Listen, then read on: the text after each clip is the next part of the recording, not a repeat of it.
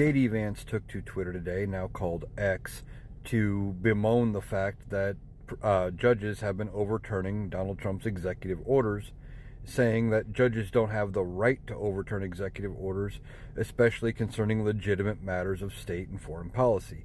And then, of course, he made some nonsensical comparison, saying, well, a judge wouldn't tell a general how to do a battle, things like that, which those two things are not related.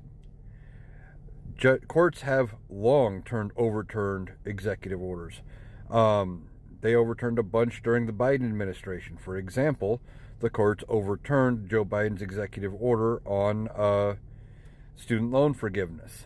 Now, Republicans cheered that when that happened because, guess what? Democrat didn't get his way, so the Republicans loved it. They thought that was great. Way to go, courts. But now that the courts are pushing back and saying what Donald Trump is trying to do is borderline illegal, and we got to pause things. We got to look at things to see if it is illegal. You're being too hasty. There's a lot of concerns here. Now, they want to push back against the judges and say, well, judges don't just have that authority, when they do.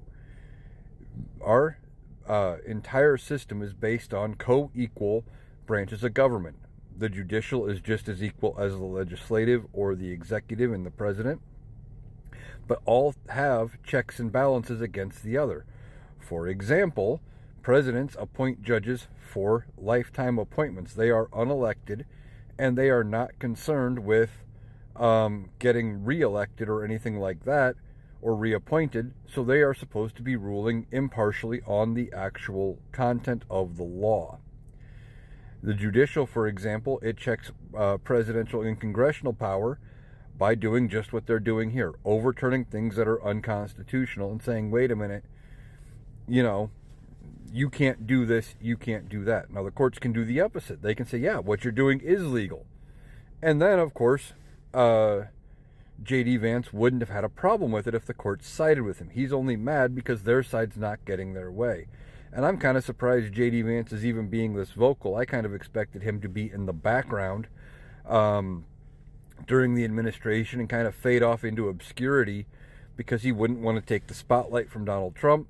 And if or when the time comes when they have to replace Donald Trump with J.D. Vance, he could kind of have a clean slate and not be so tied to Donald Trump's horrible policies. But, he's not doing that right now. He's tying himself completely to Donald Trump.